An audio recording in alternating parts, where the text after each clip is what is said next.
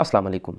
आइन की बालादस्ती पाकिस्तान में तकरीबन हर एक सियासी जमात आइन की बालादस्ती की बात करती नज़र आती है, लेकिन अनफॉर्चुनेटली आइन की बालादस्ती सियासी जमातों को तब याद होती है जब वो अपोजिशन में मौजूद होते हैं। इससे कबल जो पाकिस्तान तहरीक इंसाफ की हुकूमत थी तो अपोजिशन आइन की बालादस्ती की बात मेन स्ट्रीम मीडिया पे, सोशल मीडिया पे, हर जगह, हर प्रेस कॉन्फ्रेंस में आइन की बालादस्ती की बात, फंडामेंटल राइट्स की बात की जाती थी।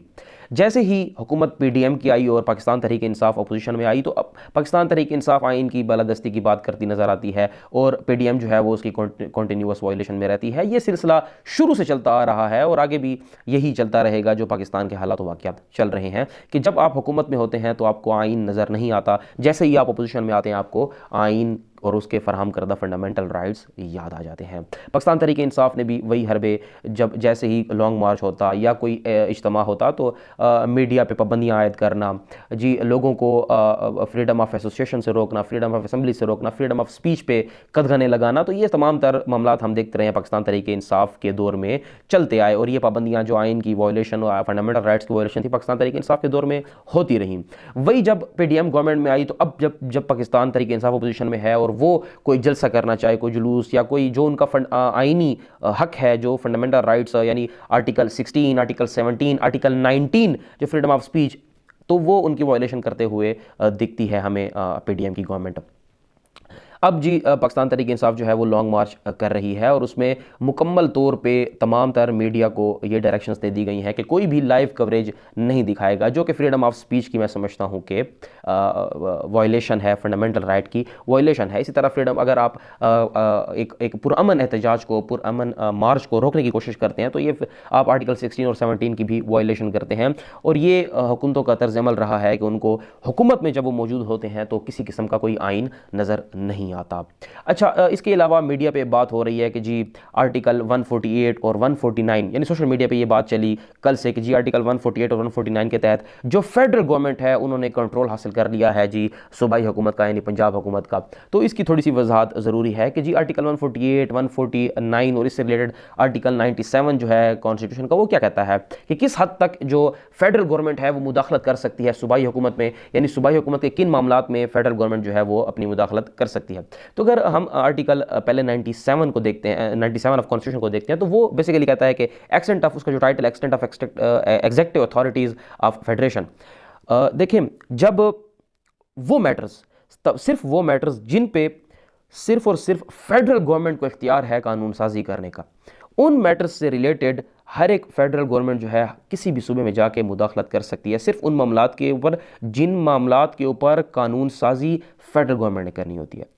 इसके बरक्स वो तमाम मामलात जिन मामलात पे सूबाई हुकूमत की असम्बलियाँ खुद कानून साजी कर सकती हैं, खुद कानून बना सकती हैं, उन तमाम तर मामलात में आइन जो है वो फेडरल गवर्नमेंट को रोकता है किसी भी किस्म की मुदाखलत करने में, कि वो जी प्रोविंस के उन मैटर्स में किसी किस्म की कोई मुदाखलत नहीं करेगा। ये तो 97 में क्लियर कट। अब अगर 148 और 149 को आप मिला के पढ़ें तो उनका जो मुकम्मल खुलासा हमारे सामने आता है और हमें जो बात नज़र आती है उसमें तो एक बात वाज़ेह है कि किसी भी सूरत ऐसा नहीं हो सकता कि जो फेडरल गवर्नमेंट है वो मुकम्मल तौर पर कंट्रोल हासिल कर ले सूबाई हुकूमत पर और उसके तमाम तरह इख्तियारात अपने कंट्रोल में ले ले और उस सूबाई हुकूमत को खुद चलाने लग जाए। ऐसा कहीं पे, जहाँ तक मेरा ख्याल है, जितना मैं समझा हूँ, तो आर्टिकल 148 और 149 में ऐसी किसी किस्म की कोई बात मौजूद नहीं है। हाँ, आर्टिकल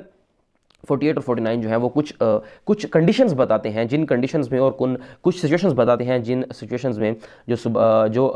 वफाकी हुकूमत है वो सूबाई हुकूमत किसी भी सूबे की हुकूमत के साथ मुदाखलत कर सकती है, उसको डायरेक्शंस दे सकती है कुछ मामलात में। अब देखें, पहले तो ये समझें कि वो डिपार्टमेंट्स जो फेडरल के डिपार्टमेंट्स होते हैं और वो सूबे के अंदर काम कर रहे होते हैं, जिस तरह डिफेंस का डिपार्टमेंट है, एविएशन है, अच्छा इसी तरह आपका जो शिपिंग डिपार्टमेंट्स हैं, आपकी बैंकिंग डिपार्टमेंट्स हैं, तो ये इस तरह के इन डिपार्टमेंट्स के जो भी मामलात हैं वो फेडरल खुद चला रहा होता है और फेडरल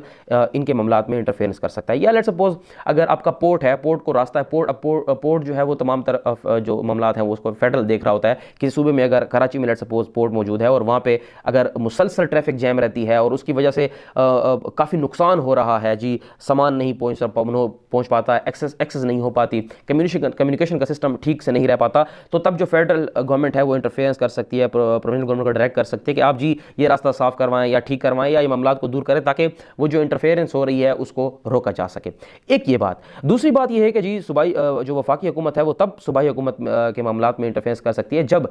किसी भी सूबे में सिक्योरिटी के हालात हद से ज़्यादा बिगड़ जाएं, अमन व अमान को ख़तरा लाहक हो जी, या किसी सूबे की जो माशी हालत है वो बिल्कुल तबाह हो जाए, बर्बाद हो जाए और सुबह कोलैप्स करने लगे माशी लिहाज से, तो तब जो फेडरल गवर्नमेंट है या जो अमन अमान, जो मैं बयान कर चुका हूँ कि अमन अमान के जो को ख़तरात लाहक हो जाएं, किसी भी किस्म का कोई बदअमनी क्रिएट हो जाए या पब्लिक पीस जो है वो मुकम्मल तौर पर डिस्टर्ब हो जाए, सुकून ख़त्म हो जाए, तो इस तरह की सिचुएशन जब क्रिएट हो जाए तो तब जो फेडरल गवर्नमेंट है वो इंटरफेयर कर सकती है सूबे में और वो उन मामलात को ठीक करने में, उन मामलात को कंट्रोल करने में सूबाई हुकूमत की मदद करेगी। मुकम्मल इख्तियार तब भी उनको किसी भी सूरत हासिल नहीं होगा। तो लिहाजा जो ये अफवाहें हैं कि जी जो वफाकी हुकूमत है उसने पंजाब हुकूमत का कंट्रोल संभाल लिया है, तो ये सोशल मीडिया पे चलने वाली अफवाहें हैं, इन पे कान ना धरें। जो रियलिटी है, जो आर्टिकल 148 और 149 है, वो बेसिकली कहता यही है जो मैंने आपको बयान कर दिया है। सिर्फ डायरेक्शंस दी जा सकती हैं और हाँ, ये भी वो डायरेक्ट करते हैं दोनों आर्टिकल्स कि किसी भी सूरत ना फेडरल गवर्नमेंट इस तरह का काम करेगी जो सूबाई हुकूमत के जो आइनी इख्तियारात हैं उनके अंदर इंटरफेरेंस हो, और ना ही सूबाई हुकूमत ऐसा कोई काम करेगी जो फेडरल गवर्नमेंट के आइनी इख्तियारात को वायलेट करे या उनके अंदर इंटरफेरेंस हो। तो दोनों जो गवर्नमेंट्स हैं वो एक दूसरे की कोऑपरेशन से चलाई जाएंगी, एक दूसरे के कोई भी ऐसा काम नहीं करेंगी जिनसे एक दूसरे के राइट्स जो हैं वो वायलेट हों। और जो कुछ कंडीशन मैं बयान कर चुका हूँ, सिर्फ उन कंडीशन में जी फेडरल गवर्नमेंट जो है वो प्रोविंशियल गवर्नमेंट के साथ हेल्प कर सकती है, उनको इस तरह के मामला में निकालने में हेल्प आउट कर सकती है। शुक्रिया।